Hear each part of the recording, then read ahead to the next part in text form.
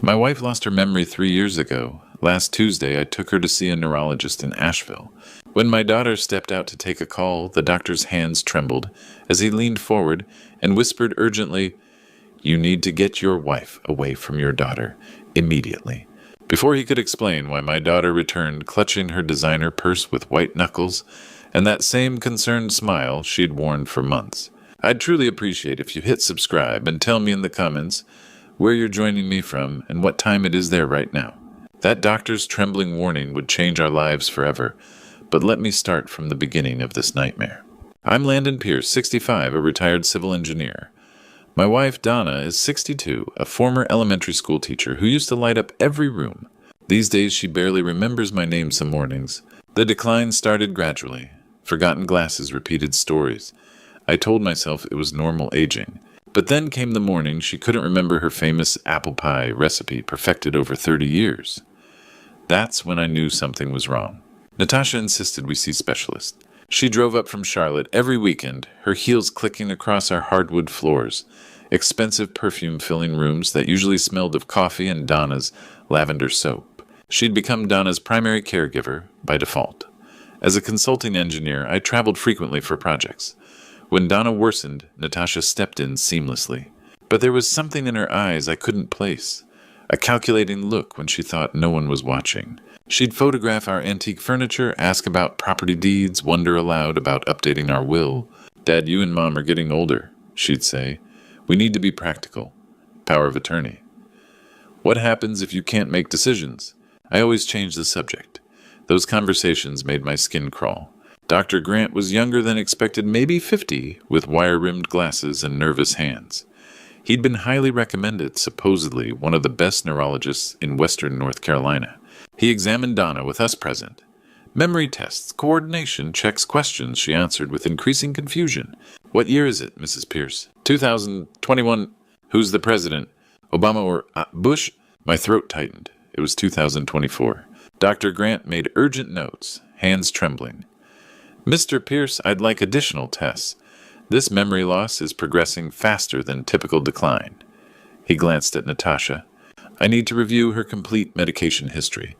Drug interactions can accelerate cognitive symptoms. Mom barely takes anything," Natasha said lightly. "Just blood pressure pills and vitamins." "Who manages her medications?" "Natasha does," I said. "She organizes Mom's weekly pill case. She's been incredibly helpful." Something flickered across his face. Alarm. Before I could interpret it, Natasha stood abruptly. "Sorry, I need to take this call." She glanced at her phone, though I hadn't heard it ring. "I'll be right back."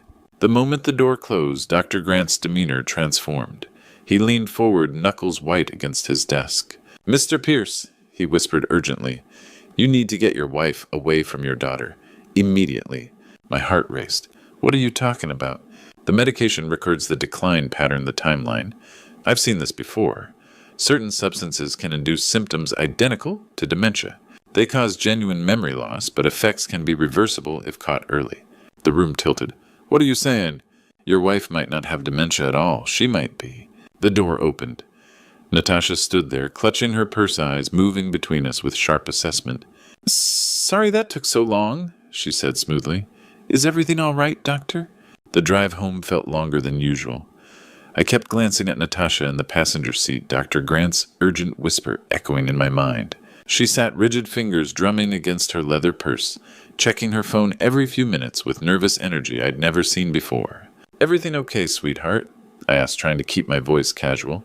"Just work stuff, Dad. You know how it is." But her laugh sounded forced brittle. She clutched that purse like her life depended on it. Back at our house on Sunset Ridge Drive, Natasha immediately went to the kitchen where she kept Donna's medications organized in a weekly pill dispenser. I watched from the doorway as she methodically sorted tablets into tiny compartments, her movements precise and practiced. "Mom, time for your evening pills," she called out sweetly. Donna shuffled in, wearing her favorite cardigan, the one with small roses that she'd owned for 15 years. She took the pills without question, trusting as a child. The sight made my stomach turn for reasons I couldn't yet articulate. "I think I'll make some tea," Natasha announced. "Dad, why don't you help Mom get settled in the living room?"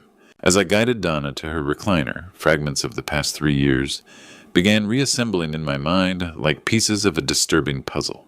Before her decline, Natasha visited maybe once a month, usually for holidays or special occasions. But as Donna's condition worsened, those visits became weekly, then twice weekly. I'd been grateful then. What loving daughter wouldn't want to spend more time with her ailing mother? Now I remembered other details. How Natasha always insisted on handling Donna's medications. How she'd grown defensive when I suggested we try a different doctor. How she'd pushed for me to travel more, taking on longer consulting contracts. Dad's expertise is in such demand, she'd tell people. Mom and I managed just fine while he's away. The financial troubles had started around the same time. Natasha's messy divorce from Marcus had dragged on for 18 months, bleeding her savings dry. Her ex-husband's lawyer had been ruthless, claiming she'd hidden assets. The settlement left her with crushing debt. $180,000 she'd confided to me, last Christmas tears streaming down her face. I don't know how I'll ever dig out of this hole, Dad. The creditors are calling constantly. I'd offered to help then, but she'd refused. I'm a grown woman. I'll figure it out. Now, watching her move through our kitchen with practiced familiarity, I wondered exactly how she'd planned to figure it out. I'm going to take a quick shower, Natasha announced after settling Donna with her tea. That hospital smell just clings to everything. The moment I heard water running upstairs, something compelled me toward her purse. It sat on the kitchen counter where she'd left it, expensive Italian leather that must have cost more than she could afford in her current situation. My hands shook as I opened the clasp. I'd never violated my daughter's privacy before, never had reason to doubt her. Inside, I found the usual items: wallet, keys, lipstick, breath mints. But tucked into a side compartment, wrapped in a silk scarf, was a small amber prescription bottle. The label had been partially torn off, but I could make out part of the drug name and the crucial detail that made my blood run cold. Diazepam, veterinary use only. Veterinary use only? I stared at the bottle, my engineer's mind processing the implications with horrible clarity. This wasn't medication for humans. This was something designed for animals, something that had no business being anywhere near my wife. The shower was still running upstairs. Donna sat peacefully in the living room, humming an old song she used to sing to our children. And in my trembling hands was evidence that the daughter I'd raised, the little girl who used to braid dandelions into crowns, had been systematically poisoning her own mother. What kind of monster drugs their own mother? The next morning found me at the Asheville Public Library, before opening pacing like a man possessed. Sleep had been impossible. That amber bottle haunted me.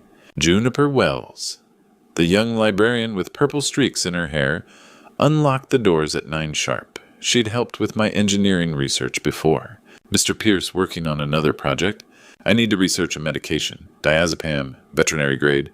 Her eyebrows shot up, but she didn't ask questions. Within 20 minutes, we'd pulled up medical journals and pharmaceutical databases. What I learned made my hands shake. Diazepam was an animal sedative for anxious pets. In humans, especially elderly ones, it caused drowsiness, confusion, memory loss, and with prolonged use, symptoms virtually indistinguishable from dementia. The effects were dose-dependent and crucially reversible if discontinued. This says prolonged use can cause permanent damage, Juniper noted quietly. Are you researching this for someone specific, someone very close to me? Every symptom matched Donna perfectly. The gradual onset increasing confusion, lost pieces of herself over 3 years. Not Alzheimer's, systematic poisoning. How long for recovery if someone stopped taking this? This study shows cognitive improvement within 24 to 48 hours. Significant recovery over weeks. I printed everything and drove home with a plan. If Donna was being drugged, stopping the medication should prove it. Back home, Donna sat staring blankly at an incomplete crossword. Natasha had returned to Charlotte, wouldn't be back until Friday to refill the pill organizer. I had 3 days. That afternoon, I examined Donna's pills. 7 compartments each with 4 tablets. I recognized legitimate prescriptions. Blood pressure, cholesterol. But 2 others were unfamiliar. Small blue pills not from any prescription I'd authorized. Using my workshop magnifying glass, I found tiny markings. DZ5, diazepam 5 milligrams. I replaced them with similar vitamins, heart pounding. In a way, I was diffusing a bomb. Before dinner, I visited Augustus Vale next door. Augustus was 73, a retired police detective with sharp instincts. Gus, hypothetically, if someone discovered family poisoning, what's the smartest approach? Augustus studied me carefully. Hypothetically, get proof first. Document everything. And be very careful. People who poison don't usually stop at one victim when threatened. That evening, Donna took her modified pills without question. I watched for changes, signs my theory might be correct. 24 hours later, I was reading when Donna appeared in the doorway, more alert than I'd seen in months. She held the crossword puzzle, several clues completed in her familiar handwriting. "Landon," she said, and something in her voice made me look up. Her eyes were clearer, more focused. "Why do I feel so sharp today? 48 hours without the hidden medication transformed my wife. Not because she'd changed, but because I was finally seeing the real Donna, after 3 years of watching her fade. Thursday morning, she was up before me, something that hadn't happened since her decline. I found her cooking breakfast, humming an old Carole King song. The smell of bacon filled the air. "Morning, sweetheart," she said, turning with a smile that reached her eyes. "I thought I'd make your favorite. Remember how you said my scrambled eggs were better than restaurants?" I did remember. More importantly, she remembered. "How are you feeling today?" She paused, considering seriously. "Different. Like I've been walking through fog and suddenly the sun came out." She looked concerned. "Landon, something's been wrong with me, hasn't it? Really wrong?" I sat at our kitchen table, the same one where we'd shared thousands of meals over 4 decades. How could I tell her our daughter had been poisoning her? "What do you remember about the last few years?" "Pieces. Fragments. Like trying to remember a dream." She served eggs confidently. "I remember feeling lost, constantly scared, like I was disappearing bit by bit." Her voice broke. "I remember you looking at me with such sadness." The woman across from me was my Donna, the teacher who'd helped hundreds of children learn to read. She'd been there all along, trapped behind chemical fog. "I kept trying to tell you something was wrong, but words wouldn't come right. I'd forget mid-sentence." She took my hand. I felt like I was drowning Landon, sinking deeper every day, unable to call for help. My throat tightened. "You're not drowning anymore." "No, I'm not. But how did I get better so suddenly?" "What changed?" A car pulled into our driveway, Natasha's silver BMW. She wasn't supposed to be here until Friday. "That's strange," Donna said. "Natasha's early." I watched our daughter get out moving with purpose. She had her key, would let herself in as always. In seconds, she'd see Donna alert and coherent. Donna listened carefully. I said urgently, "I need you to act like you've been acting for 3 years. Confused, forgetful. Can you do that?" Why would I?" The front door opened. Heels clicked across hardwood. "Mom, Dad, I brought lunch from that deli you like." Donna looked at me with wide, frightened eyes. She understood something was terribly wrong. Natasha appeared in the doorway, taking in the scene. The cooked breakfast.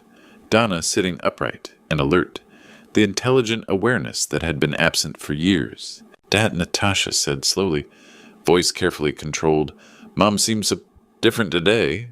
I could see the wheels turning in Natasha's mind as she processed what she was seeing. Her mother alert and coherent for the first time in years, sitting at a breakfast table with evidence of independent cooking scattered around them. "You look wonderful, Mom," Natasha said carefully, setting down a paper bag from Miller's Deli. "But you must be tired from all this activity. Why don't you take your morning medication and rest?" She moved toward the kitchen counter where Donna's pill organizer sat, but I was faster. "She doesn't need those pills." Natasha's hand froze halfway to the dispenser. "Dad, Mom needs her medication. You know that. Dr. Grant specifically said—" "What medication, Natasha?" I stood between her and the pills. "Describe exactly what you've been giving your mother." Something shifted in her expression. The concerned daughter mask slipped just slightly. "Her prescriptions. Blood pressure, cholesterol, the supplements for her memory. Memory supplements." I pulled the amber bottle from my pocket, the one I'd found in her purse. "Like this?" The color drained from Natasha's face as she recognized the veterinary diazepam. For a moment, the only sound was Donna's sharp intake of breath as she read the label. "Where did you get that?" Natasha's voice was barely a whisper. "From your purse. The same purse you clutched like a lifeline at Dr. Grant's office." I held up the bottle. "Diazepam, veterinary use only. Want to explain why you're carrying animal tranquilizers? Dad, you don't understand?" "I understand perfectly. You've been drugging your mother for 3 years, systematically poisoning her to make her seem incompetent, while you positioned yourself as the devoted caregiver." Natasha's composure cracked completely. Tears streamed down her face as she sank into a kitchen chair. "I never meant for it to go this far. It started small, just to slow her down a little, make her more manageable while you were traveling. Manageable! Donna's voice was horrified. I'm your mother, not a pet. I was drowning. Natasha's voice rose to near hysteria. The divorce, the legal fees, Marcus cleaned out our accounts and left me with nothing. $180,000 in debt creditors calling constantly threatening to garnish my wages, take my condo. She looked between us desperately. I saw how much this house was worth, how much you had saved. I thought if Mom needed more care, if she had to go into a facility, maybe we could work something out with the finances. Just temporarily, until I got back on my feet. So you decided to create the need for that care. I said, disgust thick in my voice. I researched it carefully. Small doses, nothing that would really hurt her. Just enough to make her seem confused, forgetful. She was sobbing now, but it got worse and I couldn't stop. Every time I tried to reduce the dose, you'd notice she was better and I'd panic. You destroyed 3 years of her life, 3 years of our marriage. I never meant to hurt her this much. I love Mom. I love both of you. No, you don't. My voice was ice. You love our money. You love what we could give you. Natasha wiped her eyes, and I saw calculation return to her expression. Dad, look at yourself. You're paranoid, making wild accusations. Maybe the stress of caring for Mom has affected your judgment, too. Maybe you both need professional help. She reached into her briefcase and pulled out a folder of legal documents. I've already spoken with attorneys about guardianship options for both of you. The courts take elder abuse very seriously, especially when family members make unfounded accusations against their caregivers. The threat hung in the air like poison gas. She'd already planned for this contingency, already prepared to paint me as an unstable elderly man, making delusional accusations against his devoted daughter. Get out of my house. Dad, you're not thinking clearly. Get out. I roared louder than I'd raised my voice in 20 years. You are not welcome here anymore. You don't have keys. You don't have permission. And if you set foot on this property again without explicit consent, I'll have you arrested for trespassing. Natasha gathered her things with shaking hands. At the doorway, she turned back one last time. This isn't over. I'm still your daughter, and Mom is still my mother. A judge will see that I'm the only one trying to help. The door slammed behind her, leaving Donna and me alone in the wreckage of our family. The morning after Natasha's threats, I sat in Thornton Blackthorn's law office, clutching evidence that could destroy my daughter's life. Thornton was everything Augustus had promised. Sharp, experienced, unafraid of family drama. Mr. Pierce, this constitutes serious felony charges. Elder abuse fraud, potentially attempted murder. But we need ironclad evidence. What kind? Medical proof your wife was systematically drugged. Documentation of financial motive. Expert testimony. He leaned forward. We need to prove this was deliberate and ongoing. That afternoon, Donna and I sat at Mission Hospital while technicians drew blood for comprehensive toxicology screening. Results within 24 hours, they explained. Dr. Grant met us the next morning, expression grave. Mrs. Pierce, your blood shows significant diazepam levels consistent with regular dosing over years. The concentration suggests approximately 5 milligrams daily for months. He turned to me. This confirms systematic poisoning. The dosage was calculated to cause cognitive impairment without obvious overdose symptoms. Quite sophisticated in its cruelty. Can you document this? Absolutely. I'll prepare a detailed medical report confirming Mrs. Pierce was deliberately drugged to simulate dementia. My phone buzzed. Dominic landing at Asheville 3 p.m. What the hell is going on? I'd called my son the night before, finally revealing the truth. The silence had stretched nearly a minute before he'd whispered, I'll be on the first flight. Dominic arrived looking age overnight. At 35, he was usually California health and optimism personified. Today, he looked haunted. Dad, please tell me this is a mistake. Natasha didn't actually poison Mom. I handed him medical reports, the veterinary bottle, library research. He read everything twice, growing paler. Jesus Christ. She's been slowly killing Mom for 3 years. He looked at Donna. Mom, remember me visiting Christmas? You barely recognized me. I thought you were just getting old. I remember pieces, Donna said softly, like looking through thick glass. I knew I should recognize you, but couldn't reach the memory. Dominic broke down sobbing like the little boy who'd run to his mother with scraped knees. I should have questioned why she deteriorated so fast. Detective Sarah Morrison arrived at 6 with 2 officers. She'd reviewed everything medical reports, veterinary, medication, Dr. Grant's testimony, Natasha's financial records. Mr. Pierce, we have enough for elder abuse, fraud, and reckless endangerment charges. The DA is considering attempted murder depending on case development. My heart hammered. What happens now? We need formal statements from you and Mrs. Pierce. Dr. Grant provided expert testimony. With this evidence, we can obtain an arrest warrant immediately. I thought about the little girl on my shoulders at county fairs who'd cried stepping on butterflies, who'd hugged me tight every bedtime. She's still my daughter. Augustus placed a firm hand on my shoulder. Landon, you're not destroying your daughter. You're protecting your wife. Sometimes that's what love requires. Detective Morrison closed her notepad. The warrant has been issued. We'll arrest her tomorrow morning. Friday morning arrived with deceptive normalcy. Donna was in the garden tending to her roses with steady hands for the first time in years. I was reading the newspaper when I heard the familiar sound of Natasha's BMW pulling into our driveway. She walked up to the front door with her usual confident stride designer purse, slung over her shoulder, carrying a bag from the pharmacy. Everything about her demeanor suggested she believed yesterday's confrontation had been successfully managed, that her threats had intimidated me into silence. Morning, Dad, she called through the screen door. I brought Mom's new prescription. The doctor said it might help with her recent confusion. I didn't answer. Through the window, I could see 2 unmarked police cars parked discreetly down the street, waiting for my signal. Natasha let herself in with her key, moving toward the kitchen where she'd always prepared Donna's medications. Where's Mom? She should take these right away. She's outside, I said quietly. Something in my tone made her pause. She looked at me more carefully, taking in my expression, the way I sat rigidly in my chair. Dad, you seem tense. Are you feeling all right? Before I could respond, there was a firm knock at the front door. Detective Morrison's voice carried through the wood. Asheville Police Department. The color drained from Natasha's face as the reality hit her. The pharmacy bag slipped from her fingers' pills, scattering across our hardwood floor. No, she whispered. Dad, you didn't. I opened the door to let Detective Morrison and Officer Williams inside. They moved with professional efficiency, but their expressions were grim. Natasha Pierce, Detective Morrison said formally, you're under arrest for elder abuse, fraud, and reckless endangerment in connection with the systematic drugging of Donna Pierce. You have the right to remain silent. Officer Williams continued producing handcuffs. Anything you say can and will be used against you in a court of law. Natasha's composure shattered completely. She fell to her knees on our living room floor, sobbing with a desperation I'd never seen from her. Daddy, please, she begged, using the name she hadn't called me since childhood. Please don't let them take me. I'm sorry. I'm so sorry. I never meant for it to go this far. The sound of her childhood nickname cut through me like a blade.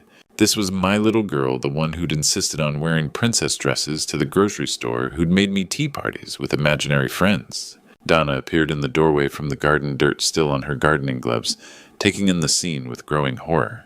That's my baby girl, she whispered, moving toward Natasha instinctively despite everything. Ma'am, please step back, Officer Williams said gently but firmly as he helped Natasha to her feet and secured the handcuffs.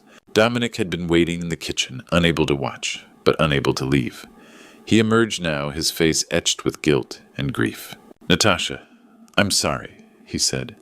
I should have seen what was happening. I should have protected Mom sooner. This isn't your fault, Dom. Natasha managed through her tears. It's mine. All of it.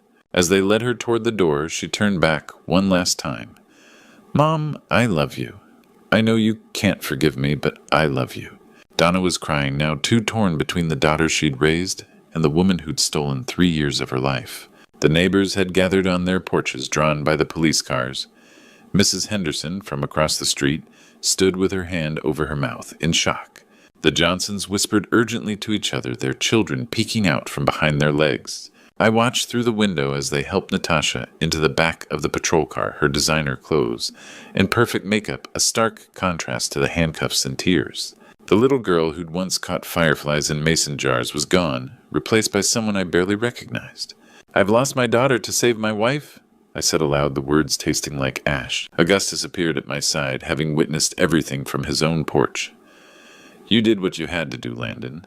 Sometimes protecting the people we love means making impossible choices. Detective Morrison handed me a business card before leaving. The trial is scheduled for next month, Mr. Pierce. We'll need you and Mrs. Pierce to testify." The Buncombe County Courthouse buzzed with quiet tension on a gray October morning.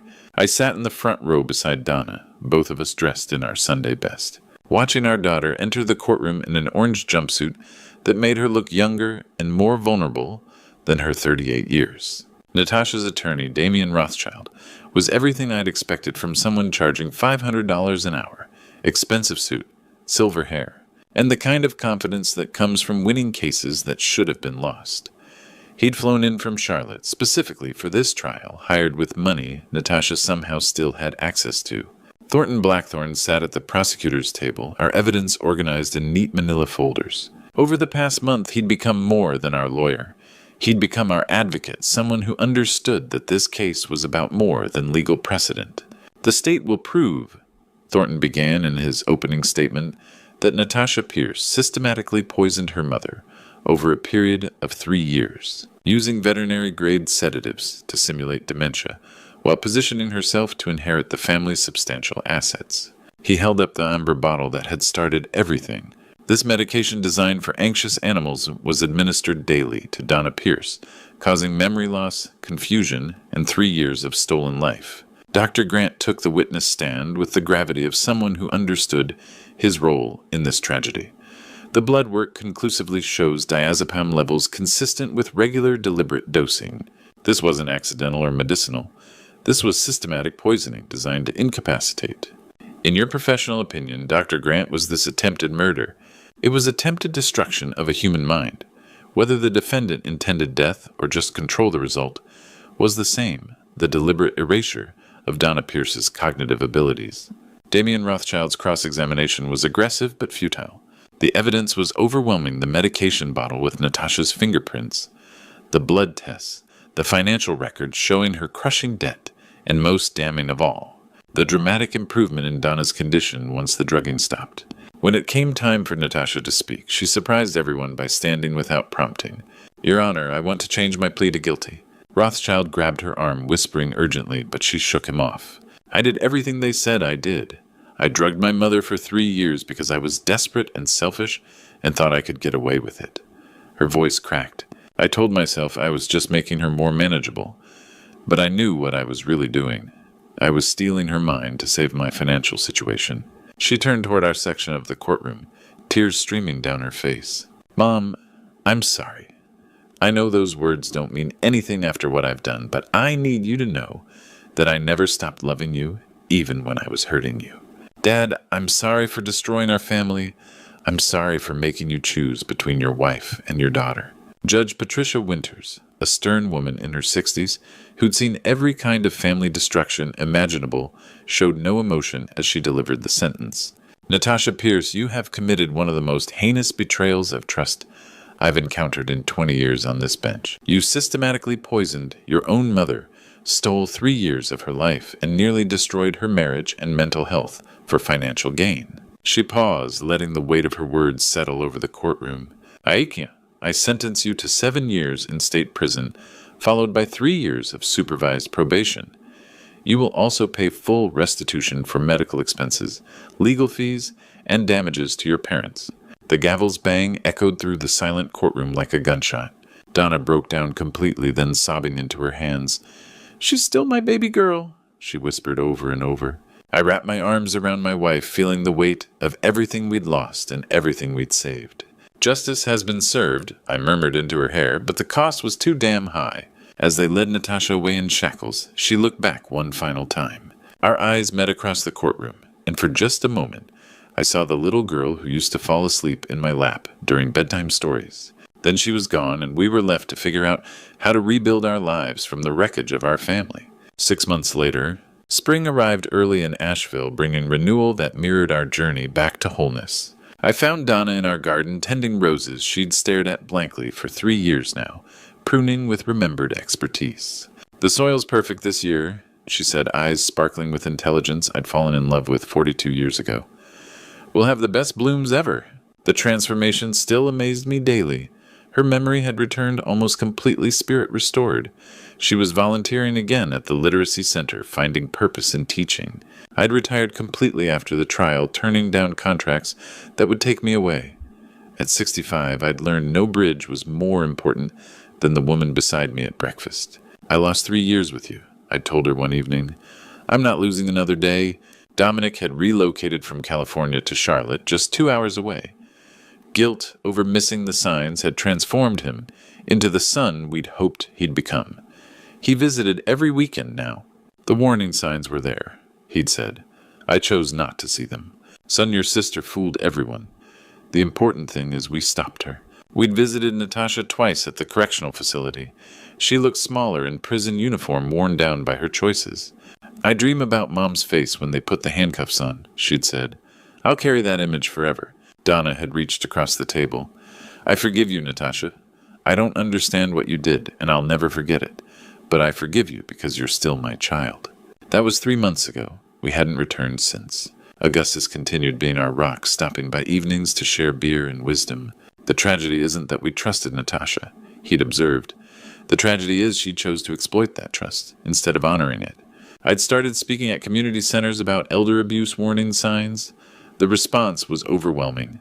Dozens shared similar concerns, asking for advice. Sometimes the greatest danger comes from those we love most, I tell audiences. Not because love is dangerous, but because it makes us want to believe the best about people, even when evidence suggests otherwise. The house felt lighter now. Donna's laughter filled rooms silent too long. Our marriage, tested by 3 years of confusion, had emerged stronger. We're survivors, Donna said, reading about a similar Tennessee case. Maybe our purpose is helping other families recognize what we missed. As I write this sitting where I first held that amber medication bottle, I'm struck by how much changes when we choose to see truth. Our family will never be the same. We'll always carry betrayal scars and grief over losing a daughter to her choices. But we're alive, we're together, and we're using our pain to protect others. Sometimes that has to be enough. Looking back at this true story, I realize how blind trust nearly destroyed everything I held dear. Don't be like me. Don't ignore the warning signs when someone you love starts changing. I trusted completely because Natasha was my daughter, but God teaches us to be wise as serpents and gentle as doves. The hardest lesson from our grandpa stories isn't about recognizing poison in pill bottles. It's about recognizing when love becomes manipulation, when care becomes control. I spent 3 years watching my wife disappear, telling myself it was natural aging when every instinct screamed something was wrong. God gave me that moment with Dr. Grant for a reason, his whispered warning through a trembling physician who risked everything to tell the truth. But I almost missed it because I couldn't imagine my own child capable of such betrayal. Don't make my mistake. When medications multiply without explanation, when someone insists on controlling all medical decisions, when a family member suddenly becomes indispensable while others are pushed away, pay attention. These aren't coincidences in grandpa stories like mine. They're red flags written in invisible ink. This true story taught me that protecting our loved ones sometimes means protecting them from family. God doesn't promise us easy choices, only the strength to make necessary ones. I nearly lost Donna forever, because I loved Natasha too much to see her clearly. Trust but verify. Love but stay vigilant. And remember, the greatest betrayals often come wrapped in the language of care. Our true story proves that even in the darkest family, betrayal's grandpa stories can have endings where justice prevails and love survives, though forever changed. If this story resonated with you, please share it with someone who needs to hear it. Hit that subscribe button to join our community of survivors and protectors. And tell me in the comments, have you ever had to choose between family loyalty and protecting someone you love? Your story might save another family from walking this painful path. My son didn't know I spoke Italian.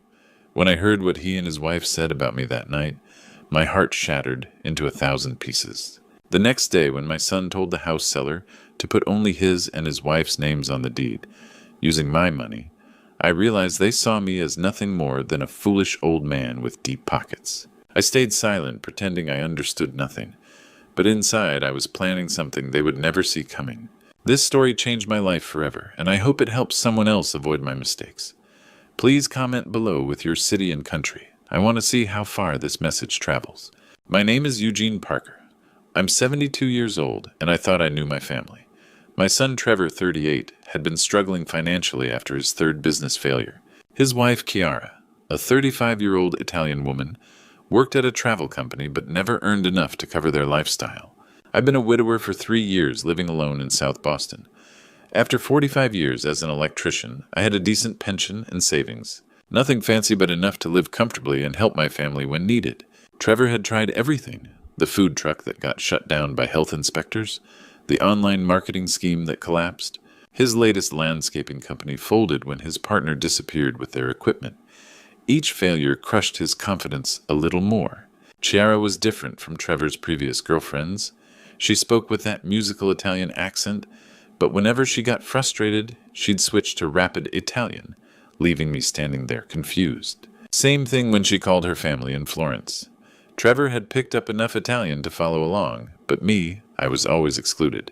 That feeling started eating at me 18 months ago, so I secretly started learning Italian online. Every evening I'd close my bedroom door and study with headphones.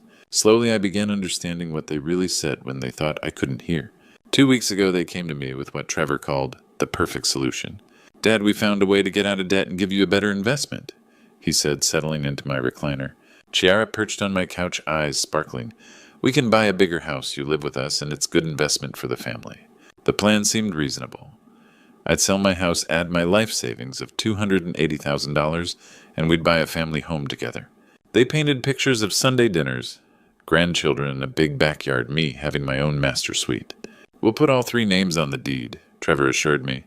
"You'll be an equal owner, Dad. We're family. You won't be alone anymore, Eugene," Chiara added. "We take care of each other like real Italian families." The loneliness had been crushing me since Margaret died. The house felt too quiet, too empty.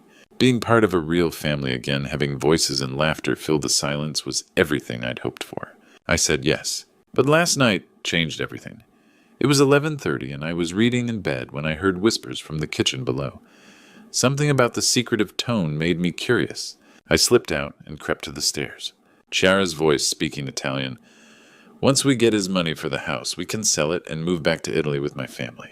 My blood turned to ice. Trevor responded in broken Italian, "The old man will never know what happened. We'll put only our names on the deed." "He's so trusting," Chiara continued. "After we sell, we'll have enough money to start fresh in Florence. My brother has that restaurant space waiting." I stood there in pajamas, gripping the banister until my knuckles went white. 18 months of secret Italian lessons had just revealed the most painful truth of my life. My own son was planning to rob me blind. I quietly returned to my room, heart shattered, but mind already working. Tomorrow I would play the perfect fool. The smell of coffee and bacon filled my kitchen as I made my way downstairs. Trevor and Chiara were seated at my breakfast table, their faces lit with smile that seemed too bright, too rehearsed. "Morning, Dad," Trevor called out, jumping up to pour me coffee. "Hope you slept well. Big day ahead?" Chiara looked up from her scrambled eggs, dark eyes sparkling with calculated enthusiasm. "Good morning, Eugene. You look so rested. Are you excited about today?" I settled into my chair, accepting the coffee. "You two certainly seem energetic. What's got you so wound up?" Trevor practically bounced back to his seat.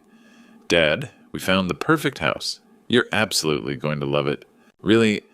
I let my voice carry curiosity mixed with cautious optimism. "Tell me about it." Chiara leaned forward, her accent thickening with excitement. "Is beautiful colonial house, Eugene. 4 bedrooms, 3 bathrooms, big kitchen for cooking together, and the garden. You will love the garden for your tomatoes." I had to admire her performance. The way she stumbled over English, the genuine seeming concern for my interests. If I hadn't heard last night's conversation, I might have believed she actually cared. "The neighborhood is fantastic," Trevor added, spreading jam on toast with theatrical enthusiasm.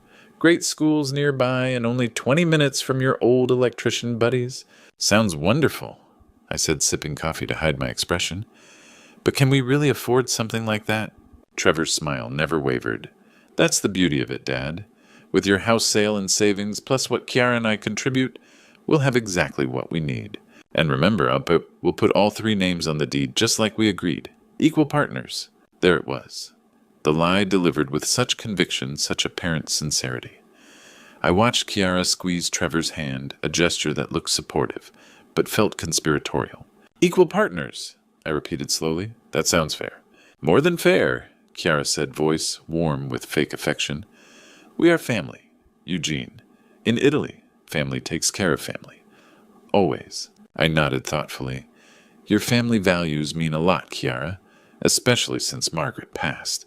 For just a moment, something flickered across Trevor's face. Guilt, doubt. But it vanished quickly. Mom would love knowing we're all together, he said firmly. She always worried about you being alone.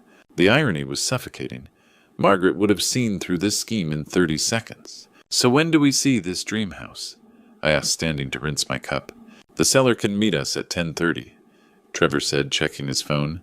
Marco Benedetti, nice Italian guy. Chiara's already been chatting with him. Of course she had.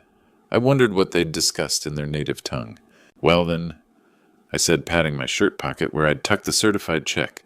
$280,000, representing 45 years of saving and Margaret's life insurance. I suppose we should get ready. As I headed upstairs, I heard them whispering excitedly below. Not in Italian this time. They were being careful now, sticking to English in case I was listening. Too late for that precaution. 20 minutes later, we were in Trevor's Honda, driving through morning traffic, toward what they believed would be their payday. I sat in the back seat watching familiar Boston streets roll by my wallet, heavy with the future they planned to steal. As we pulled into the driveway of a beautiful colonial house in Newton, I wondered what other lies I was about to discover. Marco Benedetti greeted us at the front door of the beautiful colonial house with a warm smile and a firm handshake. He was in his early 50s, well-dressed in khakis and a crisp white shirt with salt and pepper hair and kind brown eyes. Welcome. You must be the Parker family. I'm so glad you could make it this morning. Trevor stepped forward first. Mr. Benedetti, thank you for meeting with us. I'm Trevor. This is my wife, Chiara, and my father, Eugene. Please call me Marco, he said, shaking our hands. When he got to Chiara, his face brightened. Ah, the lovely lady I spoke with on the phone. Your voice is even more beautiful in person. Chiara blushed prettily, her accent showing through. Thank you, Marco. You are very kind. Shall we take a look around? Marco gestured inside. I think you'll find everything exactly as I described. He wasn't exaggerating. The house was stunning. Gleaming hardwood floors, crown molding, and large windows filled every space with natural light. The kitchen had granite countertops, stainless steel appliances, and an island perfect for family gatherings. The previous owners took excellent care, Marco explained. New roof 2 years ago, updated electrical heating system just serviced. I found myself genuinely impressed despite everything. The master bedroom had a walk-in closet and ensuite bathroom. 3 additional bedrooms each, spacious and full of character. The finished basement could serve as a family room. But the backyard really got to me. A sprawling lawn surrounded by mature oak trees with established flower beds, and a vegetable garden area perfect for the tomatoes Margaret and I used to grow. It's beautiful, I said, meaning every word. This would have been perfect for our family. Trevor shot me a quick look at my past tense, but Marco seemed pleased. The asking price is $420,000, Marco said as we gathered in the living room. But I'm flexible for the right buyers. This house deserves a family that will love it. That's very reasonable, Trevor said, slipping into negotiation mode. We're definitely interested, but we'd need to discuss details. Chiara nodded enthusiastically. Is exactly what we are looking for, Marco. Perfect for raising famiglia. I noticed how she let that last word roll off her tongue, the Italian pronunciation natural and musical. Marco noticed, too, his eyebrows raising with interest. Famiglia, he repeated with a smile. You speak Italian? A little bit, Chiara said modestly. I am from Firenze originally. Firenze, beautiful city. I have cousins there. Marco said, his demeanor shifting to something warmer. And you, Trevor, do you speak Italian as well? Trevor straightened with obvious pride. I've been learning from Chiara. I'm not fluent, but I can get by. Marco glanced at me with polite curiosity. And you, Mr. Parker? I shook my head with what I hoped looked like good-natured resignation. I'm afraid not. These two leave me in the dust when they start chattering away in Italian. I just smile and nod. Everyone laughed, including me, though mine felt hollow. Marco studied Trevor and Chiara for a moment, something calculating flickering behind his friendly expression. Then he smiled and said, Well then, perhaps we should discuss the specifics of what you're looking for. That's when Marco switched to Italian, and my world changed forever. Marco looked at Trevor and Chiara and said in Italian, So how do you want to handle the paperwork? I continued examining a family photo on the mantelpiece, my expression carefully neutral, while my heart began to race. Here it was, the moment of truth I'd been dreading and anticipating in equal measure. Trevor responded in his broken but confident Italian, "We want only my wife's name and mine on the deed." Marco's eyebrows furrowed slightly. "But your father is contributing the money, correct?" "Yes," Chiara said smoothly in Italian, "but he doesn't need to be on the legal documents. It's simpler this way." I picked up another photo, this one of Marco with what looked like his own family, and pretended to study it with interest. My hands were steady, but inside, everything was crumbling. Trevor leaned forward conspiratorially. "The old man doesn't understand anything anyway," he said in Italian. "He'll sign whatever we put in front of him." The casual cruelty in his voice hit me like a physical blow. This was my son. The boy I'd taught to ride a bike, helped with homework, walked down the aisle at his wedding. And he was talking about me like I was some senile fool to be manipulated. Marco shifted uncomfortably in his chair. "Are you sure about this?" "It doesn't seem right to me." "Don't worry about it," Trevor said, waving his hand dismissively. "He trusts us completely. He'll never find out." Chiara nodded in agreement. "It's really better for taxes this way. Less complicated paperwork. We can always add him later if needed." "But we won't need to," Trevor added with a smirk. "This way we have full control over the property decisions."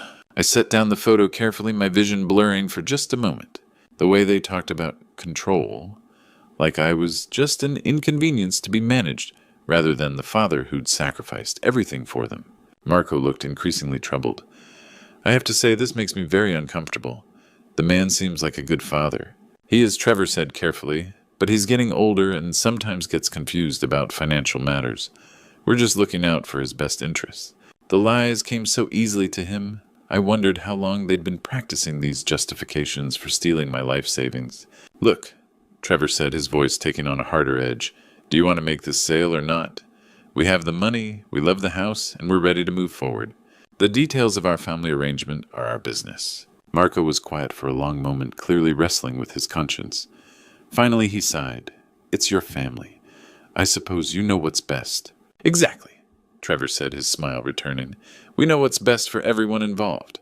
I moved to examine a bookshelf, running my finger along the spine of an Italian cookbook, while my son and daughter-in-law continued to discuss the logistics of their betrayal. They talked about timeline, about how quickly they could get me to sign documents, about which bank would process the paperwork fastest. Every word was a knife twist, but I kept my face blank, my posture relaxed.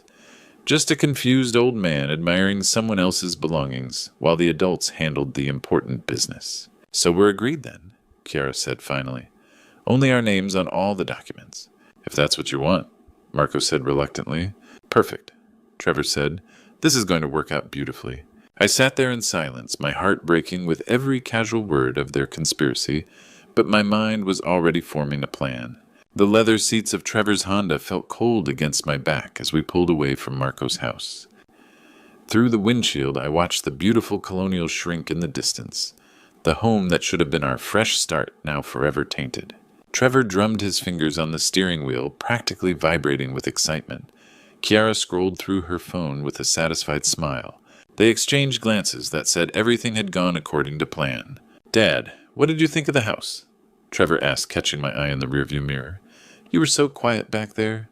I cleared my throat, forcing normalcy into my voice. "Just taking it all in, son.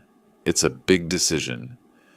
The words came out steady, but inside every syllable felt like swallowing glass. "But you loved it right." Chiara turned to face me, eyes bright with anticipation. "The garden especially. I could see you imagining your tomatoes there." "Yes," I said simply. "It would have been perfect." Trevor frowned at my past tense. "Would have been Dad were buying this house. It's happening."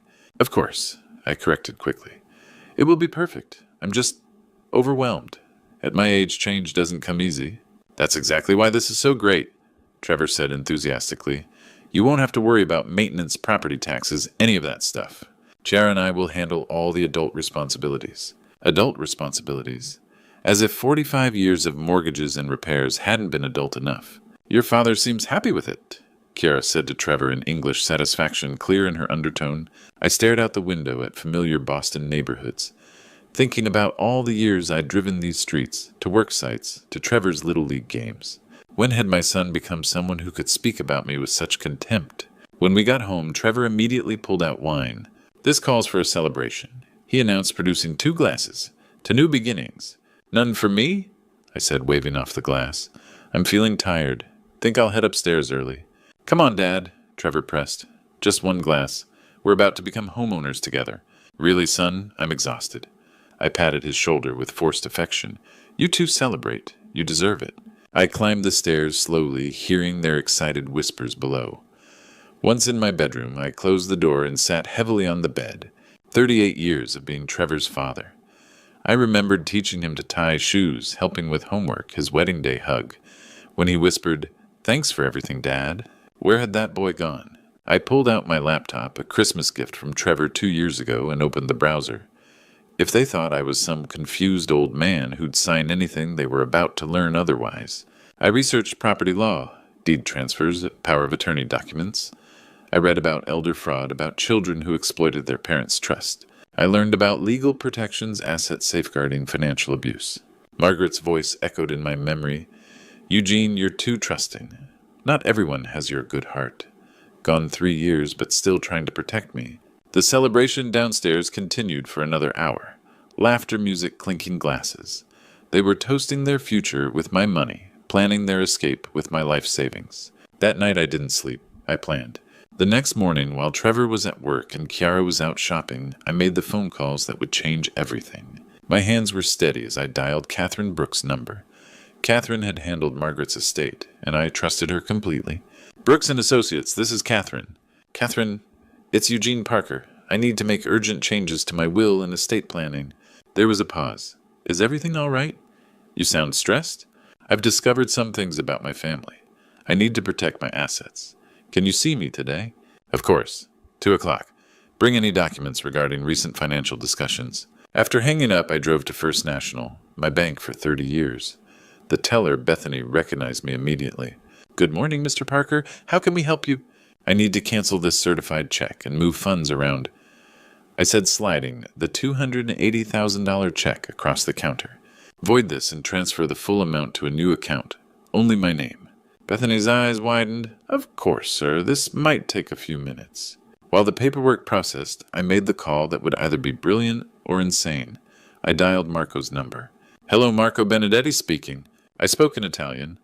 "This is Eugene Parker. I understand everything you discussed yesterday." Silence stretched so long I thought the call had dropped. "Mr. Parker," Marco finally said in Italian, shocked. "You speak Italian?" "Fluently," I replied, "and I heard every word my son said about me." "Madonna mia," Marco whispered. I was so uncomfortable with that conversation. "I almost called you last night." "I'm glad you didn't. I needed time to think. But now I need your help." "Anything," Marco said immediately. "What they planned was terrible. How can I help?" I want to buy your house myself, not with them. Just me. Can you hold off on paperwork with Trevor and Kiara?" "Of course, but can you afford it alone?" "I have the full amount in cash, but I need you to call Trevor this afternoon. Tell him there's a title complication that needs resolving. Stall them for a week." Marco chuckled with relief. "It would be my pleasure, Mr. Parker. Those two don't deserve this house, and they certainly don't deserve a father like you." "One more thing," I said. "Tomorrow evening I'm confronting them. I want you there as a witness. 7 o'clock at my house on Ashford Street." "Absolutely. And when you see how shocked they are that you speak Italian, I'll try not to smile too much." He laughed. "I make no promises, my friend." By 4 o'clock I had met with Catherine and restructured my entire estate. Trevor was no longer my primary beneficiary. That honor went to the local veterans charity. I had established a trust for my care with Catherine as trustee instead of Trevor. The certified check was voided and money transferred to my private account. Marco had called Trevor with news of title complications delaying the sale. As I sat in my kitchen that evening, listening to Trevor pace upstairs, complaining loudly on the phone about the delay, I felt something I hadn't experienced in months: control. By evening, everything was in place for tomorrow's confrontation. When Trevor and Kiara came home that evening, I was waiting in the living room with documents spread across the coffee table. Bank statements, legal papers, and my new will were arranged like evidence in a courtroom. Trevor stopped short when he saw me. "Dad, what's all this paperwork?" "Sit down, both of you," I said calmly. "We need to talk." Chiara looked at Trevor with concern, her eyes darting between the documents and my face. She could sense something was wrong. "Is everything okay?" Trevor asked, settling onto the couch tensely. "You look serious." "I have something to tell you both." I began in English, then, without warning, switched to Italian. "I understand everything you said to Marco yesterday." The change was instantaneous. Trevor's face went completely white. Chiara's hand flew to her mouth, eyes wide with shock and terror. Trevor started in English, but I cut him off. "No," I said firmly in Italian. "We're having this conversation in the language you thought I couldn't understand. You thought I was just a foolish old man with deep pockets, didn't you?" Chiara began to cry, shaking her head frantically. "Eugene, please, you don't understand." "I understand perfectly," I said, my voice growing harder. "I understand that you planned to steal my money and abandon me. I understand that you discussed putting me in a nursing home like some inconvenient furniture. I understand that my own son called me the old man who doesn't understand anything anyway." Trevor tried to stand, hands shaking. "Dad, listen, it wasn't like that." "Sit down," I commanded in Italian, and something in my tone made him collapse back. "You were trying to rob me. Let's call it what it is. We needed the money," Chiara sobbed. "My family in Italy has debts, and Trevor's business, so you decided to steal from the man who raised your husband, who worked double shifts for 45 years to save that money." My voice was ice cold. "Whose wife's life insurance you were planning to take?" Trevor finally croaked. "How long have you known Italian?" 18 months, I said. 18 months of listening to you exclude me from conversations. 18 months of being treated like I was too stupid to matter. I picked up the bank statement. The money is gone. All of it. Transferred to an account with only my name. Trevor's eyes went wide. "You can't do that?" We had an agreement that you broke the moment you decided to lie to me," I said. "I've also changed my will. You're no longer my beneficiary." "Dad, please," Trevor begged, switching to English. "We can work this out. We're family." I stood up slowly, feeling every one of my 72 years, but also stronger than I had in months. "Family doesn't betray family," I said quietly. "Family doesn't steal from each other. Family doesn't abandon their elderly father after taking everything he's worked for." Chiara was sobbing openly. Trevor looked sick. "I want you both out of my house," I continued. "Tonight, pack your things and go." "Dad, where will we go?" Trevor asked, voice breaking. "I don't care," I said, meaning it. "You should have thought about that before you planned to steal from me." I looked at my son, this stranger wearing my son's face, and felt something inside me finally break free from years of disappointment. "You are no longer my son." 3 weeks later, the for sale sign went up in front of my house while Trevor called me every day begging for forgiveness. The real estate market was hot that spring, and my little house in South Boston sold in just 2 weeks for $15,000 more than I'd expected. 45 years of memories packed into boxes, but I felt lighter with each item I gave away or donated. Trevor and Chiara had been forced to move out the night of our confrontation. I'd watched from my bedroom window as they loaded their car with suitcases and boxes, Chiara crying, while Trevor made frantic phone calls trying to find them somewhere to stay. They ended up renting a cramped studio apartment in Revere, far from the colonial house they'd planned to steal from me. "Dad, please," Trevor said during one of his daily calls. "We made a mistake. We're family.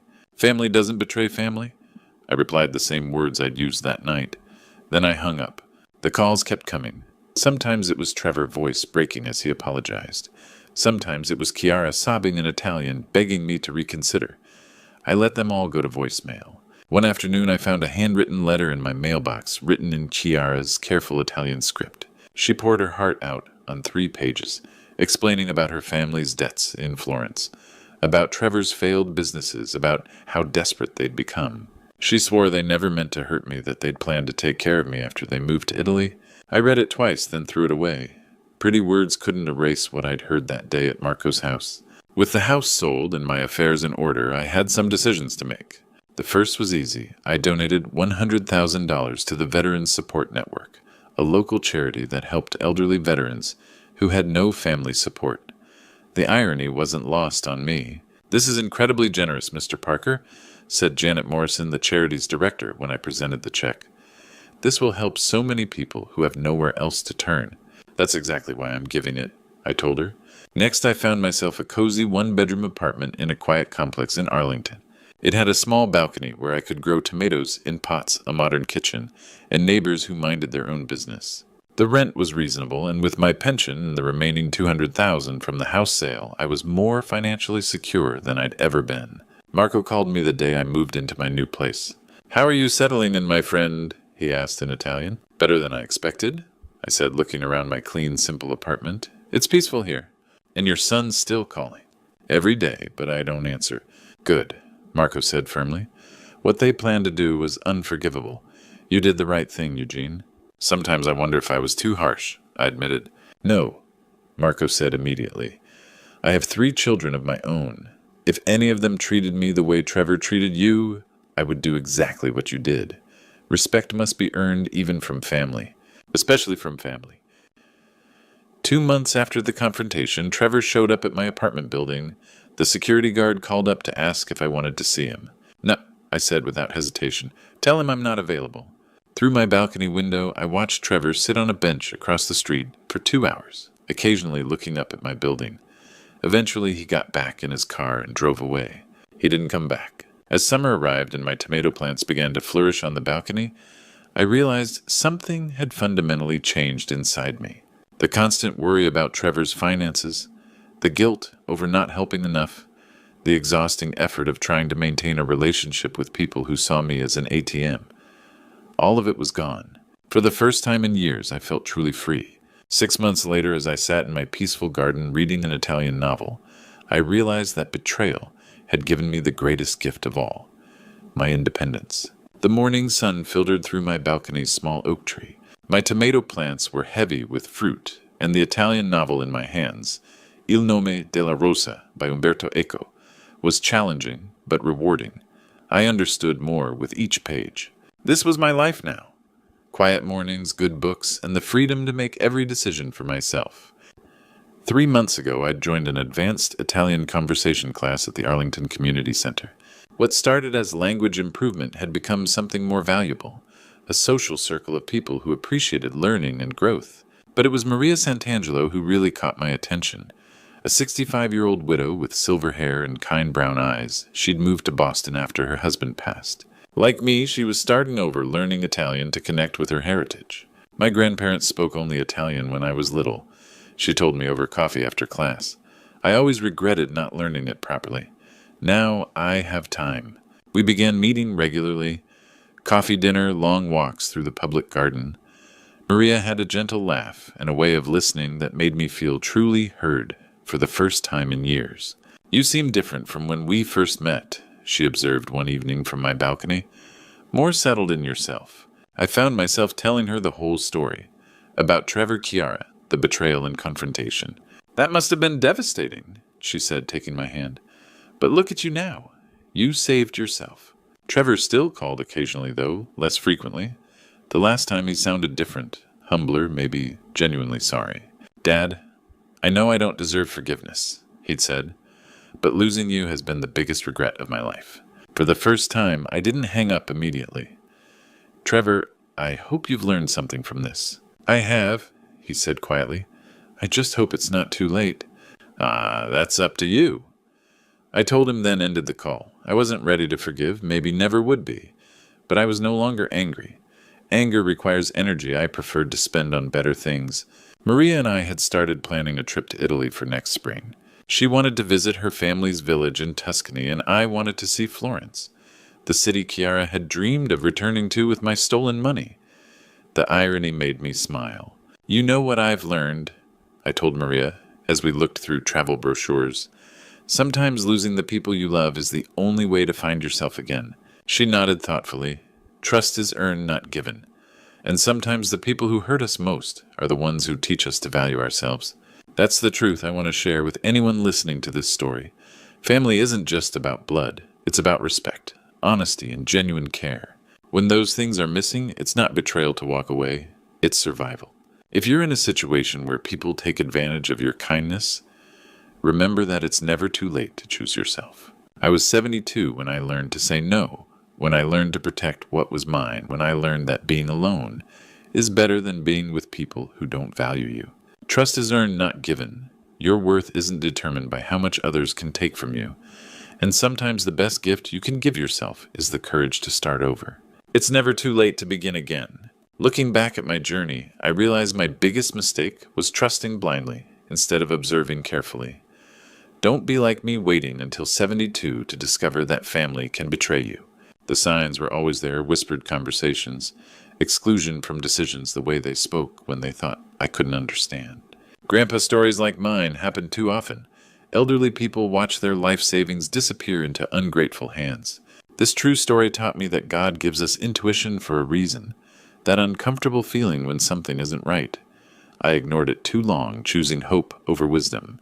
The Lord works mysteriously, sometimes allowing betrayal to teach us our worth. When I finally stood up for myself, I felt God's strength flowing through me, giving me courage I never knew I possessed. Here's what I learned.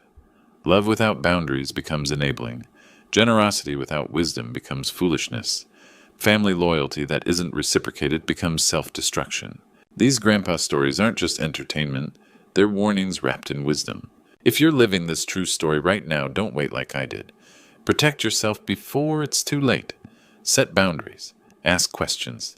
Demand respect. Your peace of mind is worth more than anyone's approval, even your children's. Sometimes the Almighty puts difficult people in our lives not to drain us, but to teach us self-value.